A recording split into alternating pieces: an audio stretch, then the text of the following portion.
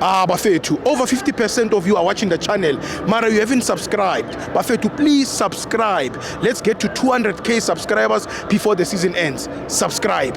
It's free.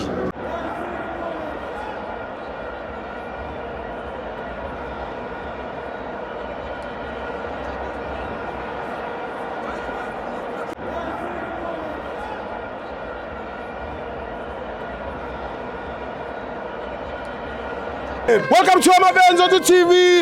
It's the Nedbank Cup. TS Galaxy 1, Milford 1. TS Galaxy wins by penalties. I'm joined by Bob. Sithibo butwami ngiyaphila mina wena unjani? Ngiyaphila kunjani? Mfowethu ngijabule kakhulu ngisuka all the way from Richards Bay njoba ngibona ngigqoke kanje ngisupport Richards Bay. Yeah. Si share iground elilodwa neMilford. Baba. Njoba nje kuzodlala Richards Bay ngolesibili. Ngolesithathu kudlala iMilford. Masiphuma emthanzini siphuma sibuka iRichards Bay ngolesibili ngolesithathu sibuka iMilford. Ngolesihlanu kuze iPirates. We are singomakhelwane singomkhaya.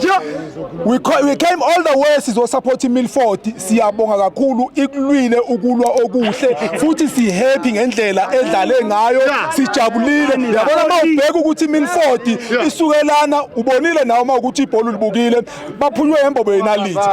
Penalties always are the lottery. Inhlanhla sonke yabonga kakhulu iMilford. Yabona mina this game Sithibo I was going to give him man of the match lo mjida wakacele mfethu udlalile lo mjida quality player mfethu and engakusho ngiyababongela ukuthi njengamanje noma ngabe sebephumile but ngiyabakhulekela ukuthi beyithola ipromotion bengene ku PSL ngiyababongela kakhulu Sithibo mfethu sesihamba sibuyele Richards siyabonga kakhulu siphatheke kahle eMpumalanga noma singakutholanga ebesikuzele kodwa si proud ngeMilford phambili ngeMilford phambili